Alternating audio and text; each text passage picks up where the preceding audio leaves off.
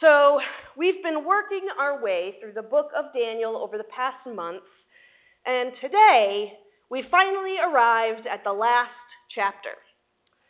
Since Deanna preached for me last week, I've actually had 2 weeks to sit with this, to reflect on this passage and everything else that's come before it, and how it all fits together.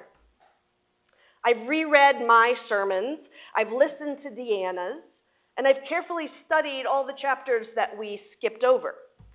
And now, thanks to all that, I can confidently tell you that I've got nothing.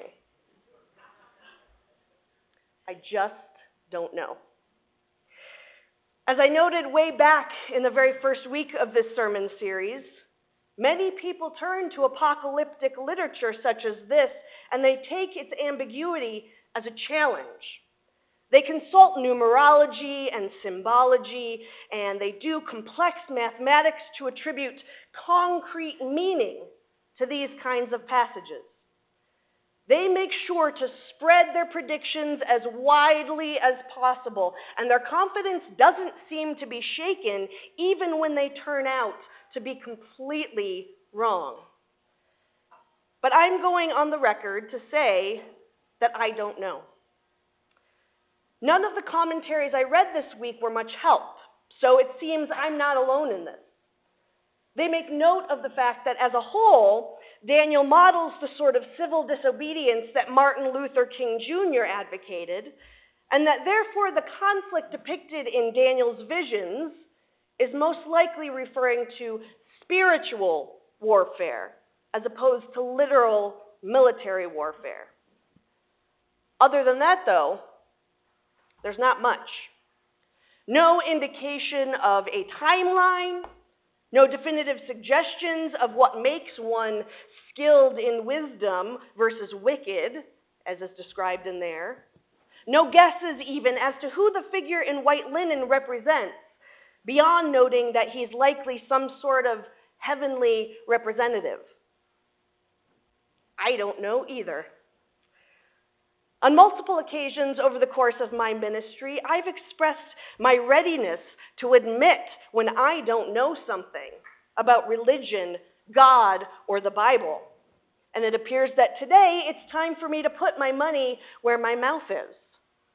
I just don't know. Part of the reason I'm choosing to declare this so publicly is because I've noticed that this is something our society seems to struggle with, an unwillingness to admit when we don't know something.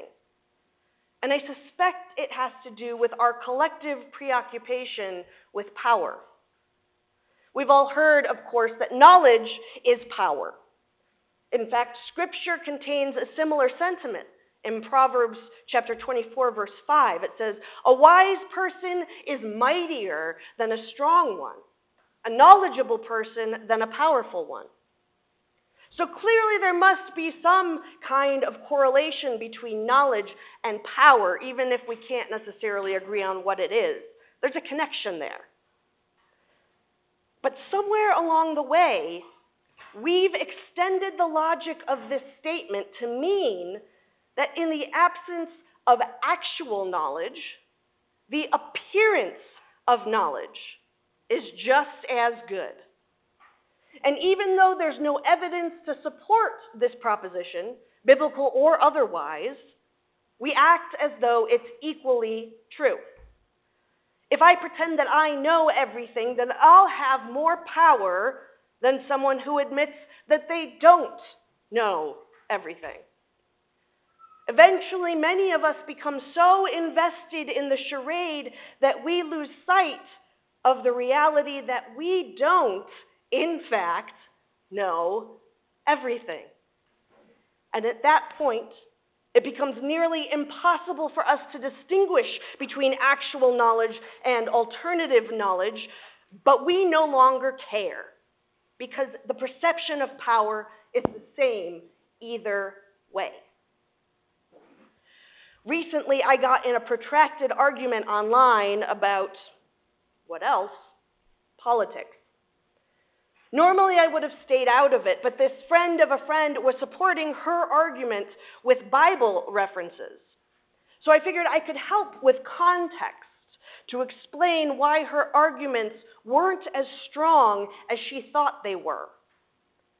But as I explained how being an ancient Jew in an occupied land is vastly different from being a modern U.S. American Christian, or how there was no difference between religion and government in First Testament Kingdom of Israel, or how, and I really did have to explain this, the Ten Commandments aren't so much Christian principles as Jewish ones, not once did she say, I didn't realize that. Or, oh, I didn't know. In fact, she didn't respond to my contextualizations at all. Instead, she pivoted to a completely different argument each and every time, which meant that our dialogue could not progress, and it quickly veered into unrelated territory, and we weren't able to understand each other. In case you were wondering, I know for a fact that at least once I said to her, "Oh, I didn't know that.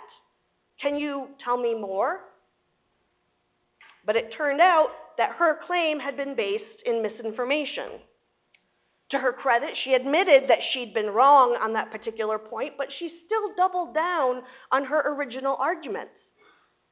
She preferred to be confidently wrong than to accept that there was a gap in her knowledge. She didn't want to relinquish that power that she felt she had. And eventually, after 2 weeks of seeking genuine dialogue, I had to cut off the conversation for the sake of my own personal well-being.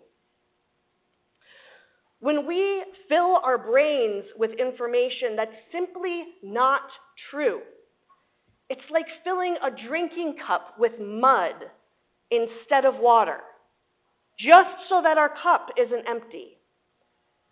This means that when we do encounter water, there's no room for it. Of course, we can always dump out the mud to make room, but that's inevitably a messy process that gets mud everywhere. Some even mix in with that water that we've made room for. No wonder so many people would rather just stick with the mud so that they don't have to do the work to clean out their cup. It's so much simpler to just leave the room for the water in the first place, to admit that we don't know. But that does mean that we have to live with an empty cup for a while. And that, I think, is ultimately the closest I can come up with for an interpretation of what this passage is about. In chapters 7 through 11, Daniel describes for his readers these fever dreams that he's had. Visions depicting monsters and angels and kings and warfare and global destruction. The details are so vivid and so bizarre that it's no wonder centuries of would-be theologians have tried to decipher them. But although there's plenty of material to work with, the meaning of these visions remains muddy. After the last vision, Daniel includes this postscript. It serves as a divine epilogue of sorts, where Daniel sees someone asking what he himself was probably wondering. Certainly what years of biblical scholars have asked. When will these astonishing things be over? When can we expect all this to happen? How will we know that we've made it safely to the other side of this holy war?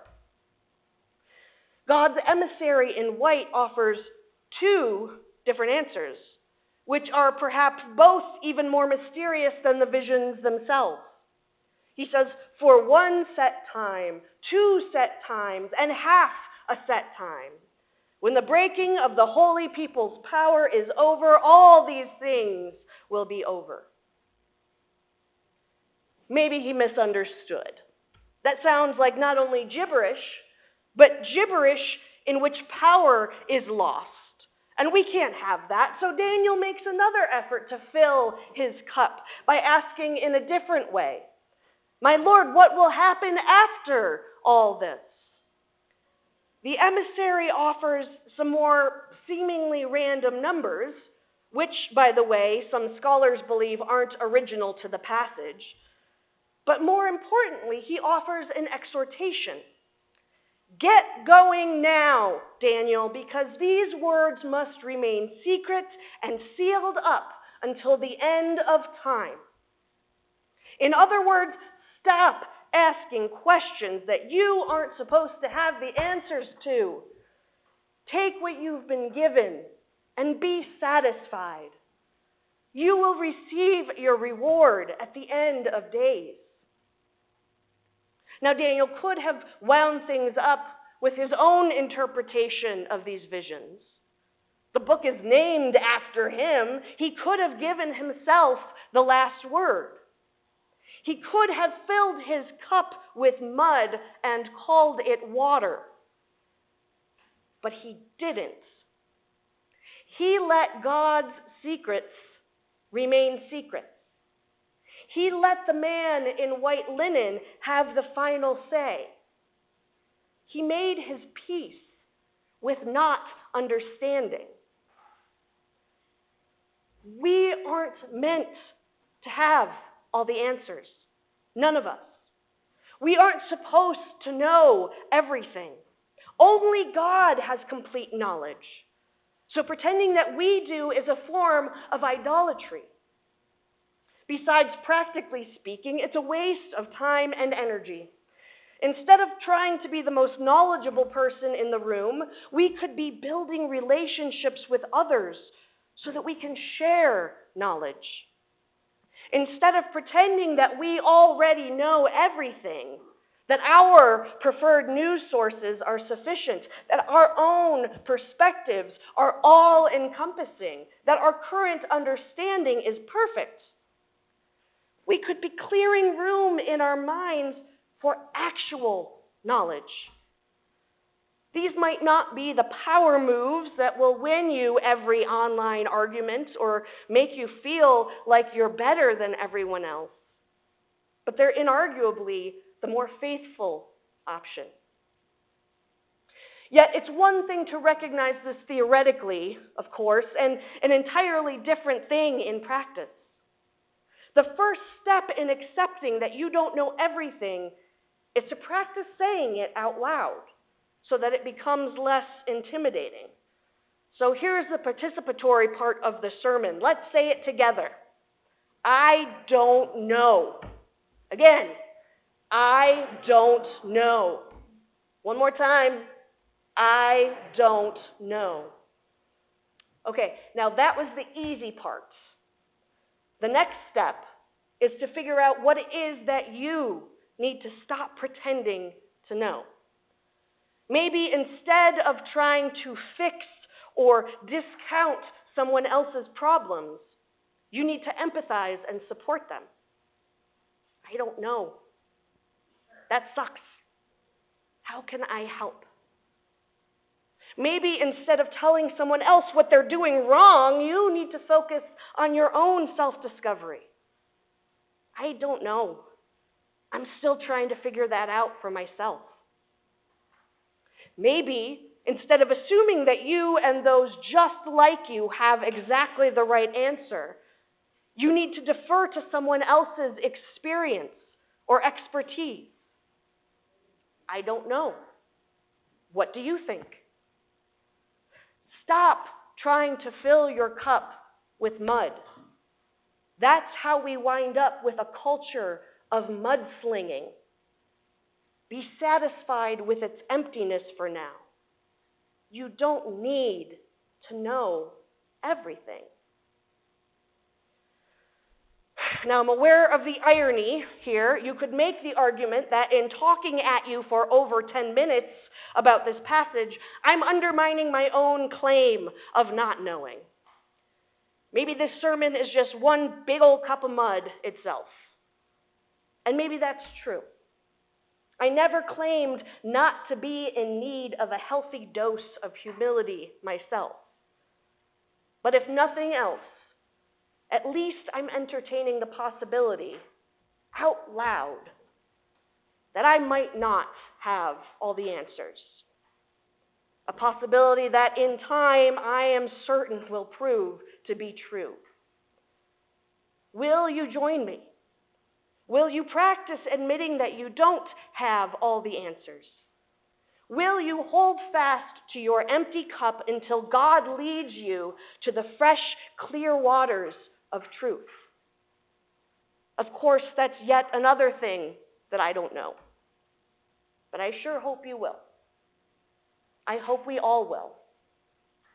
Amen.